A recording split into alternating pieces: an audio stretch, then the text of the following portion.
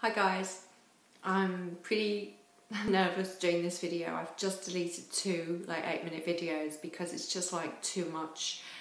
I'm trying to bullet point a video, so here we go. Let me see if I can do it now. In my last video I talked about when I was in my 20s I was suicidal and I tried to commit suicide, and it did happen. I was gothic, I was pale, I was journalist, failed writer, tried to publish a book, it didn't happen. I had an agent. I worked on George Michael's court case with Sony in the early 1990s, and then later in the mid 1990s I worked for Reuters on the Maxwell fraud trial. So I trained on the job and qualified during that period online study as a journalist. So I got my journalism qualification. But in the mid 90s, when I was in my mid 20s, I worked in fashion because a Canadian friend who was my flatmate at the time, she worked in corporate finance. A lot of my friends were very highbrow educated and a lot older than me, so I was a bit of an old fogey, and I used to dress like a boy in my early 20s. I was going through a really weird, eccentric time. The pictures of me standing next to George Michael are out there, and I'm like this, po-faced, giving daggers to the press because I'm like, oh my God, go away. And I wasn't in social media, obviously. This is like the early 1990s. And I hated everything to do with the paparazzi and what they were doing to Princess Diana at the time. But yeah, anyway, I worked with George Michael, not with him, but on the court case, and I was working closely with his people, the lawyers, and his publisher, Dick Leahy, and all of that. So when I failed getting this book published because it was too legal, my agent gave me grief, and I was like, forget it, I'm not doing it. I didn't want to go and rewrite the books, the chapters. I was a very cocky, but politely cocky, boyish, very tomboyish. I dressed like a boy. I used to wear boy suits and Doc Martens. I wasn't weird in any way, but it was just, I was very artistic, and even George Michael did a double take at the court and he was like that. Is it a boy or girl? Because it kind of looked really boyish. Anyway, it was funny. Me and George shared a few funny moments, but obviously don't know him. I was just working there for I think 8 months over a period on the court case, and you get to see him sort of up close and personal. And he's quite geeky. He came across at the time as like an accountant. But anyway, moving on. So my personality, my image was different in my 20s. I was gothic, had demons in me, writer's demons, and I knew there was demons in me, and it was dark because I was regretting everything about my childhood. My mum and dad divorced when I was 7, so I'm not going to go there. My mum was reclusive. She had a hard life, and we had no money, and I lived in a council estate in Liverpool. I went to school in a country area. But then I ran for Great Britain in high school, and that kind of saved me. So sport and fitness has always been my salvation. And after my late 20s, working as a journalist and working in fashion, I had my son at 30, gave birth to a stillborn twin, and my depression triggered.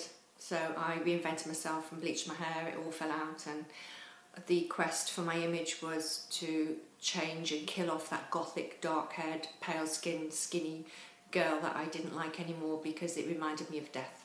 So in my early 30s, I was caring for my newborn baby, broke up with his dad, and it was hard. And I've been a single mum for 15 years. I've only had one serious relationship that didn't even last a year, which was 2012 to 2013. But what I'm saying is the depression in my early 30s was from grief, and it was an identity crisis where I was growing. I felt like a snake shedding my skin.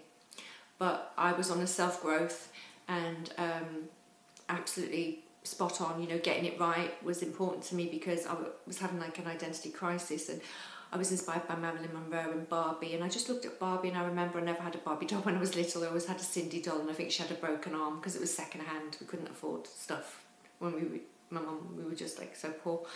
And I remember looking at Barbie thinking, yeah, that's a lovely image. It's happy, it's pink, it's fluffy.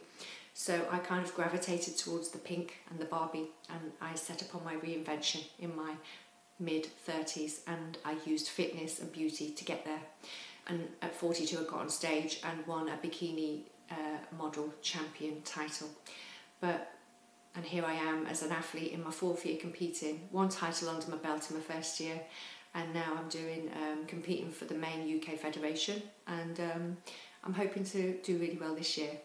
But back to the depression. So I was suicidal in my mid-20s. It didn't happen. I'm like, okay, destiny wants you to be around. And obviously my son, I knew why I had to be alive when I gave birth to my son. And celebrating the life and the birth of one son and the death of the stillborn twin who was identical just messed with my head so badly that I locked myself away for 5 years.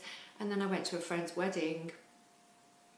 I was like in my mid-30s and I saw my collarbone sticking out. I had no boob job then, I had my boob job at 38. It's a long story, but I remember those days were just so sad, and I cut myself off from family, and even my mum, bless her. And my mum passed away in August last year, and I'm still dealing with that grief, so the depression's come back, which is why I'm doing the video. But my depression's grief, and depression for grief, grieving for my mum has triggered the grieving for my stillborn baby, and it's hard. And so I've got friends that I reach out to. I'm in Barbie alter ego mode right now, so I'm not going to go there, but I switch this light on full beam, 100%, 120%. It gets me through the day and it helps me do everything I'm meant to be doing on this planet. It's 6 minutes, I don't want to keep babbling, but yeah, what I want to say is depression is very bad. Go and seek help, get a therapist. I've done that in my 30s, all throughout my 30s it helped me. And use fitness and beauty to just help you feel good. You know, it's not about vanity. Of course there's an element of vanity in it, but if you're doing it in a nice way, it's nothing bad about feeling good about yourself, is it? So that's what I do. So check out my Daily Mail online interview in January, and all my links will be below. But if I can conquer depression, you can too, so don't give up. And I'll answer your questions, so don't forget to ask questions. Follow me on Twitter at MakeoverEssex. I tried a new pink thing on. Maybe I'm going to buy it. Alright, I'm babbling. Bye. Thank you for watching my video. Bye.